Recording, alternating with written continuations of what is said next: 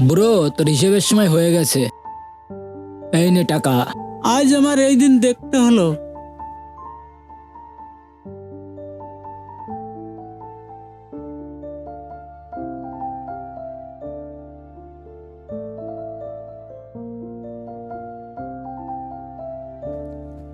এই বুড়ো দাঁড়া, তোর ওই ব্যাগটা কে নেবে?